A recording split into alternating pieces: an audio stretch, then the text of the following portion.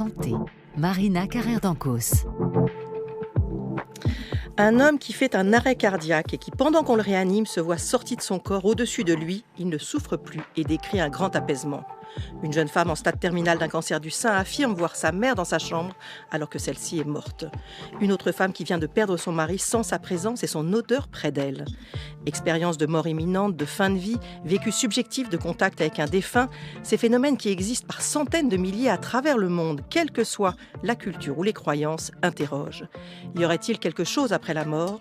Est-ce que notre conscience pourrait perdurer après la mort physique ? Et quelle est la nature de notre conscience ?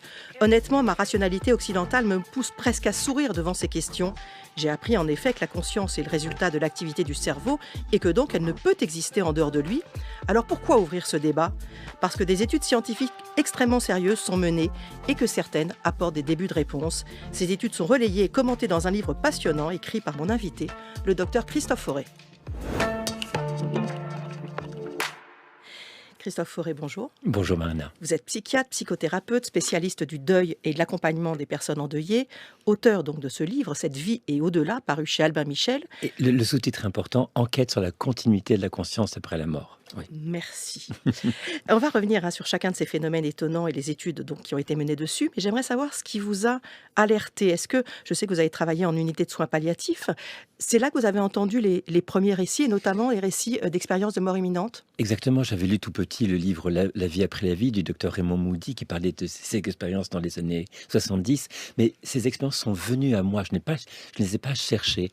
Ces récits d'expériences de mort imminente ont été racontés par des patients lors de mon travail en unité de soins palliatifs. Il y a des personnes en fin de vie qui me racontaient des perceptions qui ne correspondaient pas à ce qui se passait dans la chambre, et dans l'accompagnement du deuil, un nombre considérable, mais énorme de personnes me décrivaient des perceptions de proches décédés alors qu'ils étaient en deuil. Et dans votre cerveau de psychiatre cartésien, Oui. vous vous êtes dit quoi immédiatement ? Vous vous êtes dit, c'est pas possible, c'est la douleur, c'est la souffrance ? Exactement, au tout début, je dis mais qu'est-ce que c'est ça ? C'est effectivement des mécanismes de protection psychique contre la souffrance de la perte d'un proche ou contre la peur de la mort qui allait survenir. Mais au bout du compte, il y a une telle récurrence, une telle congruence entre ces témoignages que vraiment je me suis dit, non, il y a vraiment un sujet. Et là, j'ai commencé à étudier en profondeur les études principalement anglo-saxonnes sur ces sujets. Alors, ces expériences de mort imminente, ces EMI, de quoi s'agit-il ? Alors, grosso modo, ce sont des expériences de personnes qui sont en arrêt cardiaque, arrêt de la fonction cérébrale, pas mort cérébrale, mais arrêt de la fonction cérébrale, qui décrivent toute une série d'événements, classiquement une sortie du corps avec la perception du corps, alors que la personne est souvent au-dessus de son corps. Il peut y avoir perception d'un tunnel dans lequel la personne s'engage. Je vous propose juste, avant qu'on continue, Oui. d'écouter deux femmes qui ont vécu des EMI, qui témoignaient sur France Bleu le 30 janvier dernier. Écoutez-les. Je suis partie, je me suis retirée de mon corps par la tête, et donc je suis partie effectivement dans ce qu'on appelle ce tunnel, un tunnel grande lumière, mais grande lumière pas éblouissante, une lumière très douce, très accueillante, très enveloppante, mais sans qu'on la sente. C'était vraiment un moment de plénitude, de bonheur, il y avait voilà, plus rien fait mal, plus rien n'existe, comme un vol, quoi. J'ai senti que je montais, et puis j'ai vu un jardin magnifique, une sérénité, un calme beau comme tout.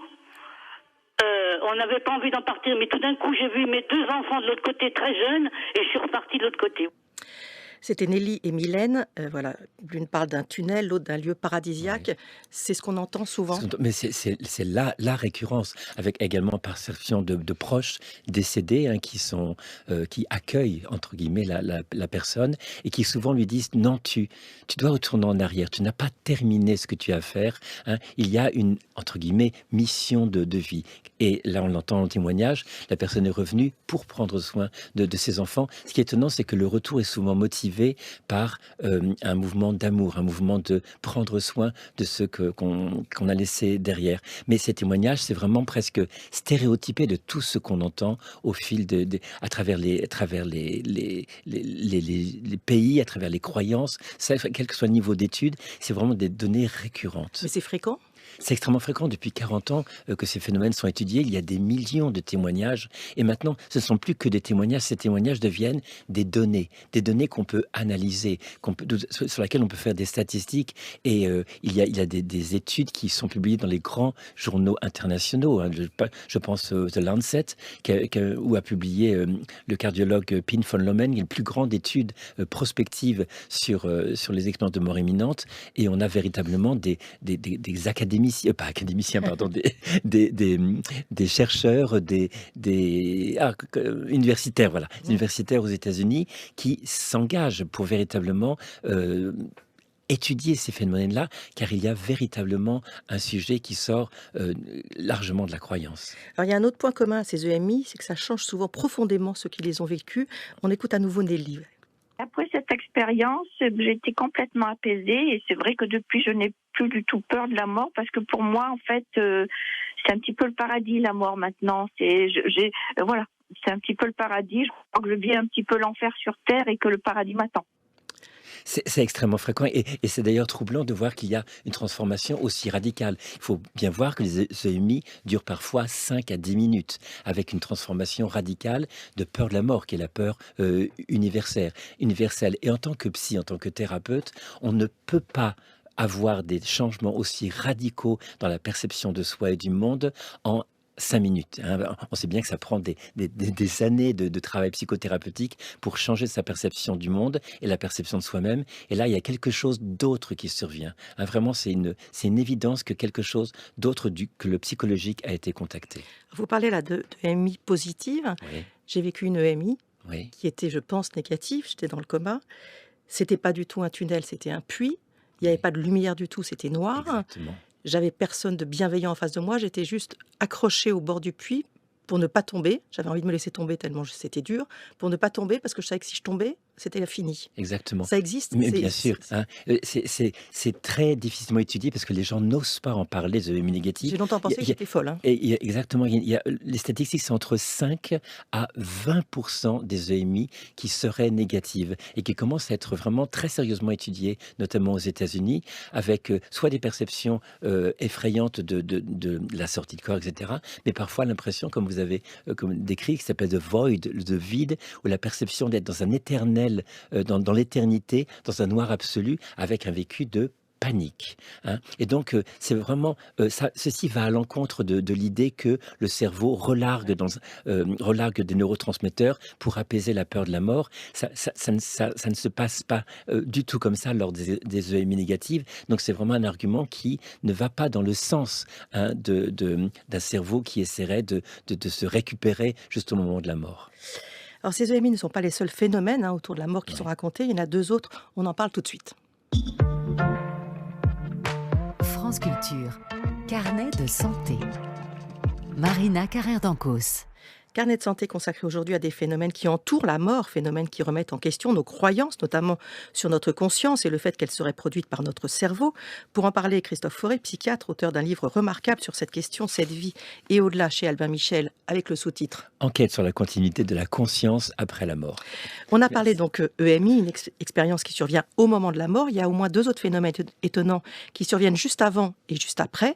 Des phénomènes là aussi très fréquents et vus là aussi dans tous les pays du monde. Juste avant la mort, ce sont les expériences de fin de vie. De quoi s'agit-il ? Alors, ce sont des personnes qui sont véritablement donc en fin de vie, donc pas du tout le contexte traumatique, accident des EMI, où il y a perception par la personne, de façon calme et sereine, d'un environnement qui ne correspond pas à ce qui se passe dans la chambre. Très souvent, ce sont des proches, soit des entités qui ne sont pas identifiées comme étant des proches, mais très souvent des proches décédés qui sembleraient accueillir la personne. Je l'ai vécu personnellement avec une personne qui était très calme lors quand je travaillais dans la maison de soins palliatifs Jeanne Garnier à Paris, qui me décrivait très sereinement que pendant notre entretien, elle percevait son mari décédé. Je lui demandais, mais êtes-vous inquiète ? Non, c'est très serein, il vient me chercher et 2 jours après, cette personne est décédée. Et là on n'est pas du tout dans les hallucinations. Cette personne n'avait... Hallucination, c'est quoi ? Hallucination, soit par des médicaments qui troublent la conscience, où c'est vraiment beaucoup de confusion, ou alors des troubles métaboliques qui véritablement véritablement altèrent là encore la conscience, ou alors des hallucinations d'ordre psychique, d'ordre psychotique. Or, les hallucinations sont toujours dans un contexte particulier d'angoisse, de confusion mentale, alors que là, les personnes sont décrites avec une perception extrêmement claire, extrêmement précise. Et plus encore, on parle des expériences de fin de vie partagées, c'est-à-dire qu'il y a la personne qui perçoit quelque chose de son environnement, des lumières, des paysages, exactement comme dans les EMI, des proches qui viennent la chercher, mais c'est parfois perçu également par les proches de la personne qui n'ont aucune pathologie particulière, mais surtout les soignants, médecins ou infirmières qui n'ont aucun lien émotionnel particulier. Qui ne sont pas en fin de vie, qui ne sont pas en deuil ni rien. Et qui perçoivent exactement ce que la personne est en train de décrire, ou même à son décès, qui perçoivent des phénomènes lumineux, des phénomènes étranges, qui sont, où les proches et le soignant est témoin de ce qui se passe, en disant « mais vous avez vu ce qui s'est passé là ?» Et donc là, véritablement, on a, et ça c'est vraiment étudié notamment par Peter Elizabeth Fenwick en Angleterre, qui a vraiment consacré toute sa vie à l'étude de ces phénomènes et qui décrit, en soins palliatifs notamment, une récurrence très importante de ces phénomènes. Il y a aussi d'autres épisodes très étonnants de lucidité terminale. Oui. Vous pouvez nous en dire un mot? Lucidité terminale, c'est une personne qui est pendant des années à une dégénérescence neurologique type Alzheimer ou des métastases massives qui empêchent complètement la personne... Qui ont quasiment détruit le cerveau. Qui ont détruit le cerveau et que quelques minutes ou quelques heures, et plus rarement quelques jours avant le décès, la personne recouvre l'intégralité de ses fonctions. Elle reconnaît ses proches, elle peut parler normalement, elle se souvient de ce qui s'est passé. Alors qu'elle ne parlait plus du tout. Et ça, c'est documenté. On a d'un côté les scanners, les IRM qui montrent un cerveau complètement détruit, qui ne peut pas générer de la parole, des souvenirs, de la communication, des émotions, et de l'autre côté, des soignants, des proches qui ont sous leurs yeux une personne qui est complètement normale. Et c'est juste avant la mort? La lucidité terminale, c'est vraiment le signe que la personne va décéder dans les heures ou les minutes qui suivent. Ce phénomène-là est étudié vraiment profondément par les médecins. On n'a pas d'explication pour expliquer ceci, et ça va dans le sens que le cerveau, même détruit, n'est pas ce qui génère de la conscience, puisqu'on a la preuve qu'il est complètement inopérant et non fonctionnel, alors que la personne est capable de parler, communiquer et se souvenir. Alors, dernier phénomène décrit, avant que je ne puisse passer aux objections, bien évidemment, décrit après la mort, ce sont les vécus subjectifs de contact avec un défunt. Ça, vous l'avez entendu dans votre pratique d'accompagnement des personnes endeuillées. Oui. Ce sont en fait des signes adressés par un mort à son proche. Oui. Son proche qui, lui, est en parfaite santé. Exactement. Ce sont des perceptions par la personne en deuil, perceptions visuelles, tactiles, auditives, parfois olfactives, de la personne décédée. Alors, on peut se dire, oui, bien sûr, d'accord, mais une personne, la personne est tellement en manque qu'elle va créer la présence. Ça, je vous le dirai après. D'accord. Mais ce qu'il faut savoir, c'est qu'il y a aussi des signes, par exemple, électriques. Exactement. Il y a des choses donc, qui n'impliquent pas la psychologie de la personne, où il y a ça paraît étrange de le dire comme ça, mais des lumières qui s'allument toutes seules, des téléphones qui s'allument toutes seules, des coups de téléphone que plusieurs proches reçoivent en même temps. Des messages envoyés ? Des messages envoyés parfois. Hein. Et ça c'est vraiment étudié notamment à l'université de Northampton en Angleterre. Il y a une équipe qui travaille sur ces phénomènes-là qu'on ne parvient pas à expliquer et qui sont pourtant documentés, avec des personnes qui, là encore, n'ont aucune atteinte cérébrale particulière. Alors, j'ai donc fait revenir mon côté cartésien, parce que honnêtement, je pense qu'il y a des auditeurs là qui se disent qu'on est en plein délire quand même. Donc, je vais vous faire quelques objections. La première, c'est qu'effectivement, perdre un proche, ressentir un immense chagrin, et quelques jours après le voir apparaître ou sentir sa présence, on peut se dire effectivement que c'est la douleur du deuil qui crée ça, en fait, un phénomène d'autoréassurance. Oui. D'autant que vous dites que ça a un impact positif sur le deuil, sur la façon dont il est vécu. Pourquoi aller chercher autre chose comme explication ? Eh bien, parce que là, je travaille beaucoup avec des papas et des mamans qui ont perdu leur enfant, et je ne connais pas un parent qui ne crève pas d'envie de rétablir le contact avec son enfant. Donc, Et pourtant, ils ne font pas de VSCD, de Ah oui, vécu tout le monde ne le subjectif fait de pas. contact. Non, D'accord. tout le monde ne le fait pas. C'est à peu près 40%, 45% des personnes qui le font. Donc, Donc c'est pas si du tout lié à la qualité du lien avec le proche. non, pas du tout, pas du tout. Ça peut être D'accord. perçu par même des étrangers.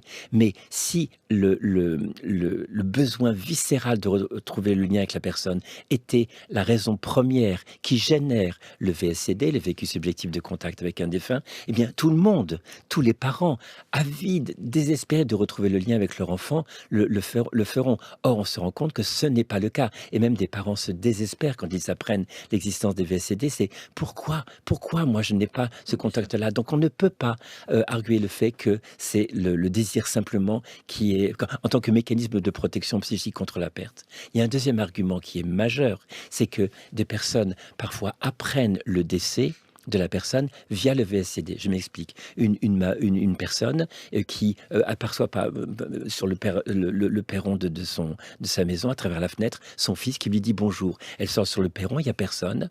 Il dit mais qu'est-ce que j'ai perçu? Qu'est-ce qui se passe?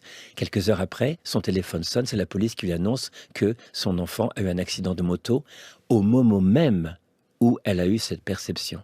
Donc, c'est ce qu'on appelle les VSCD d'information, où la personne reçoit une information qu'elle ne peut pas connaître, qu'elle ne peut pas anticiper, mais qui est communiquée par la personne elle-même qui est décédée. Hein. Et quand on dit ça, je suis sûr que les personnes qui nous écoutent ont des expériences de ce type-là, mais on n'ose pas en parler. Il y a, dans les VSCD d'information, il y a parfois des informations communiquées que la personne ne peut pas savoir. Ça paraît très prosaïque, mais un message comme « le carnet de santé se trouve caché sous une pile de vêtements dans l'armoire en haut, au deuxième étage ». Alors que la personne ne sait pas où il est. Et il est exactement là. Donc on ne peut pas arguer le fait qu'il y a une connaissance comme ça, inconsciente, qui réémerge. Il y a véritablement des concordances sur le fait qu'il y a véritablement perception de la continuité de la conscience de la personne décédée après. Et les messages sont toujours les mêmes. Je vais bien, sois rassuré, ne pleure pas tant. Ne me retiens pas, je suis avec toi, je te protège. C'est vraiment une grande constante qui est là. Et ce ne sont pas des affabulations, parce que ça a vraiment un effet extrêmement positif sur le vécu du deuil, au point même que maintenant, je couple l'accompagnement psychologique avec cette dimension spirituelle, si évidemment les personnes font part de ce type d'expérience. Deuxième objection concernant les EMI ou les expériences de fin de vie. On peut rationnellement trouver une explication médicale à ces récits. Alors, je vous rejoins quand vous dites aucun de ces témoignages, les personnes n'inventent pas du tout, mais peut-être qu'il y a une raison cartésienne derrière ce qu'elles racontent, derrière ces récits. Oui. Donc, vous avez évoqué les hallucinations. Ça pourrait être des sensations liées à des effets secondaires de traitement pour des personnes en fin de vie. Ça pourrait être lié à des troubles neurologiques pour des personnes en fin de vie ou pour les personnes qui vivent une EMI, donc qui sont en arrêt cardiaque.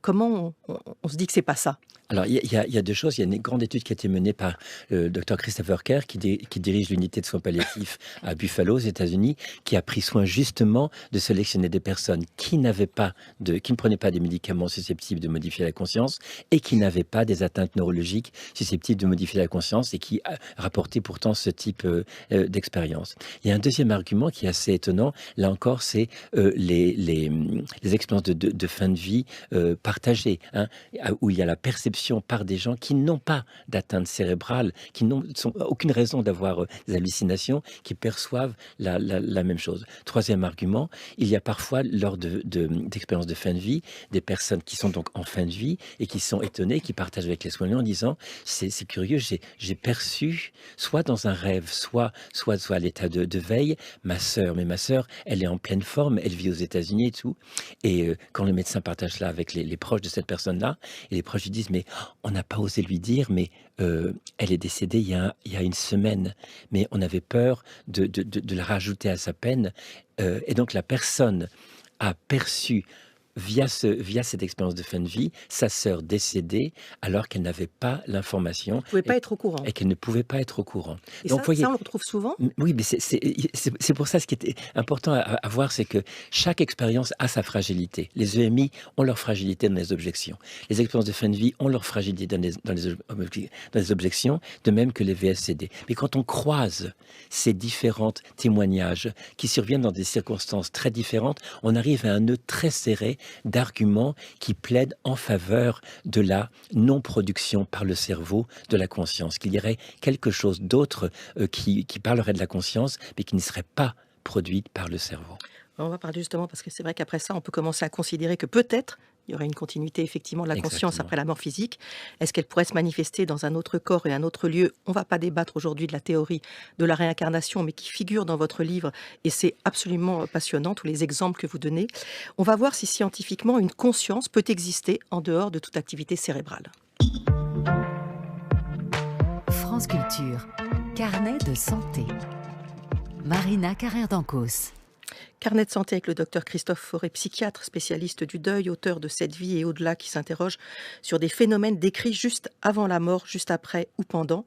Cette émission a été préparée par Anne-Claire Bazin avec Thomas Jost à la réalisation, Anthony Thomasson à la technique et Vincent Renet à la vidéo. La question donc qui se pose, c'est la continuité de la conscience après la mort. Je le redis, tout esprit cartésien rationnel vous dit que vous délirez parce qu'on le sait. Moi, je l'ai appris dans mes études de médecine, que la conscience était le produit de l'activité de notre cerveau. Ça a bien été prouvé scientifiquement. Eh bien non, il n'y a aucune preuve scientifique qui montre clairement que l'activité cérébrale produit de la conscience. Bien sûr, il y a une corrélation entre activité cérébrale et conscience, une corrélation, mais corrélation n'est pas causalité. Ce qu'on nous apprend est en fait une théorie qui essaie d'expliquer comment la conscience est produite. Mais je vous mets au défi de trouver une seule étude scientifique qui prouve que le cerveau produit la conscience. Donc, ça paraît étonnant à entendre, mais ça n'est pas prouvé. Ça n'est pas prouvé. Et l'historien des sciences, Thomas Kuhn, signifie clairement que les révolutions scientifiques proviennent du fait que des données nouvelles, comme celles qu'on a avec les EMI, etc., ne peuvent pas rentrer dans le référentiel existant. Or, les expériences, EMI, VSCD, etc., ne rentrent pas dans le paradigme, le postulat scientifique actuel qui dit que la conscience est produite par le cerveau. Et donc, il y a un mouvement très puissant qui est en cours actuellement, j'insiste notamment dans les pays anglo-saxons, qui commence à remettre en question ce postulat. Et la science a toujours évolué comme ça, de paradigme en paradigme. Et là, avec une idée qu'il n'y aurait pas une conscience localisée au cerveau, mais une conscience non localisée. Oui, mais quand on fait des imageries, et notamment des IRM fonctionnels, on montre qu'il y a des zones précises du cerveau qui s'activent, par exemple sous le coup de l'émotion. Ça ne permet pas de localiser la conscience? Non, du tout, du tout. Localiser à quel endroit le cerveau est activé quand on fait telle ou telle expérience, bien sûr. Ça, c'est la corrélation. Mais de démontrer que le cerveau produit de la conscience, ça n'est pas démontré. Absolument Mais pas. Si la conscience est indépendante de l'activité de nos neurones, si elle est séparée du cerveau, où est-ce qu'elle se situe? D'où elle peut venir si c'est pas du cerveau? C'est justement pour cela qu'il faut étudier.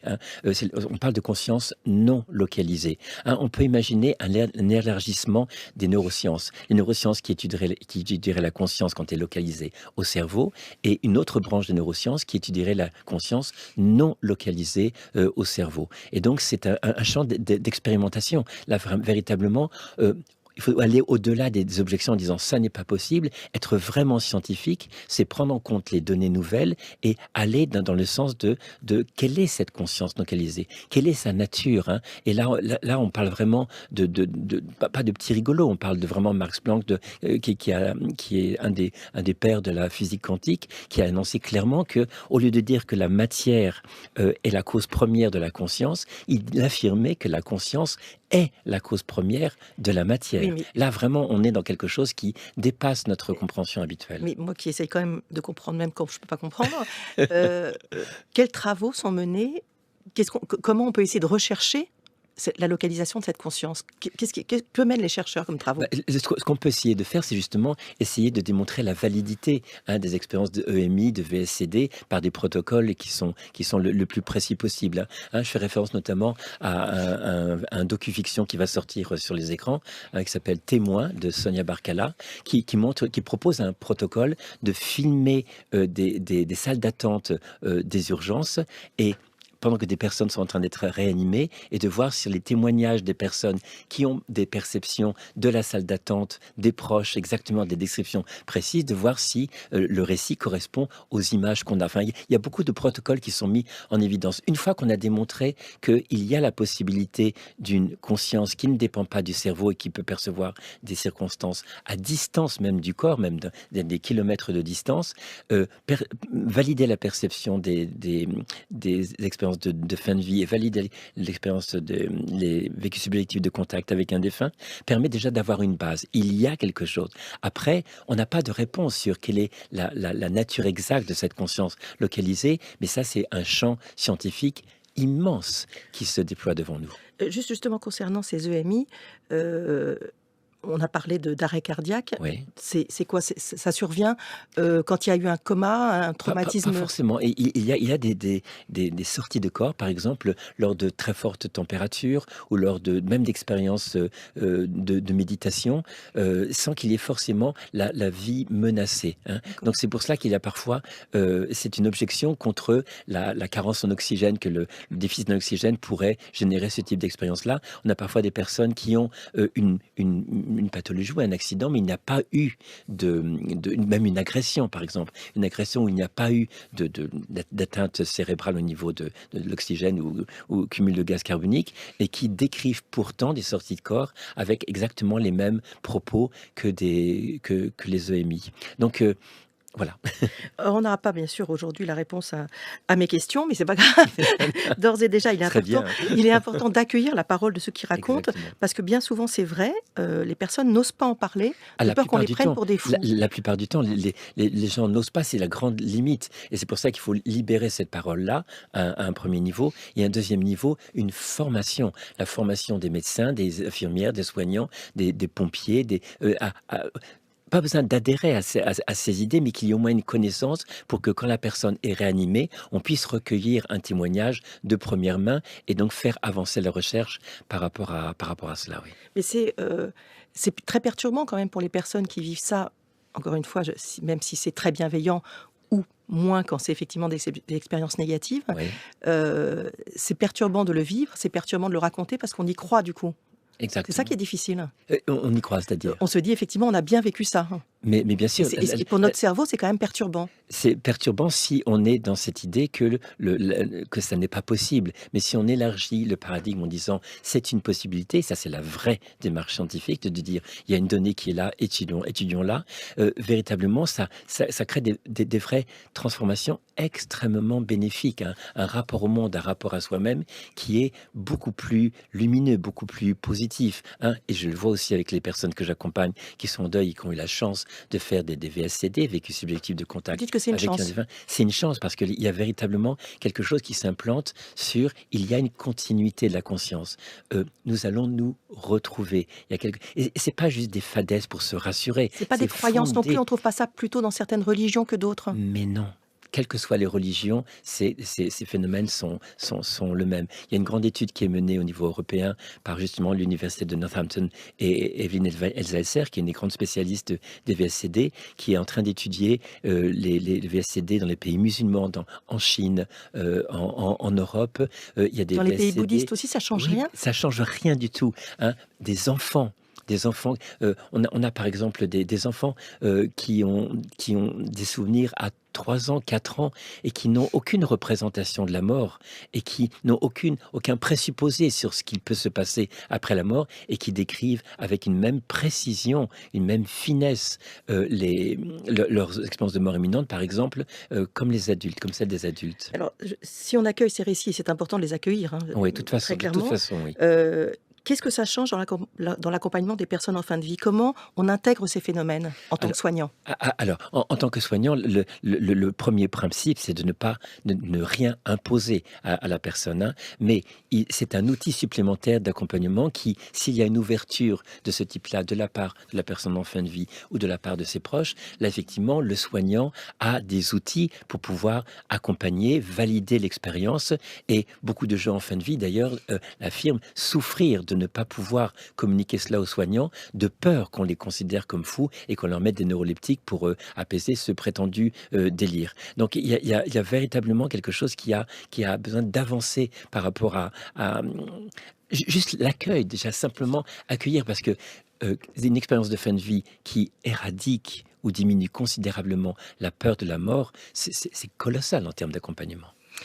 Merci infiniment. Merci. Je rappelle votre dernier livre, donc Cette vie et au-delà, chez Albin Michel, et j'annonce aussi votre premier roman paru récemment qui s'appelle Mourir n'est pas te perdre, toujours chez Albin Michel. Vous abordez ces questions par le biais de la fiction, et donc on recite ce documentaire actuellement en salle consacré aux EMI. Témoin, c'est de Sonia Barkala.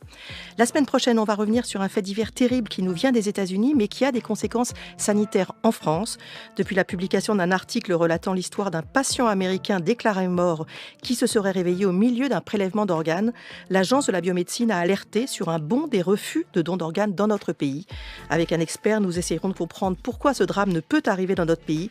On verra quelles sont les circonstances qui autorisent un don d'organes et nous rappellerons l'importance de ce geste.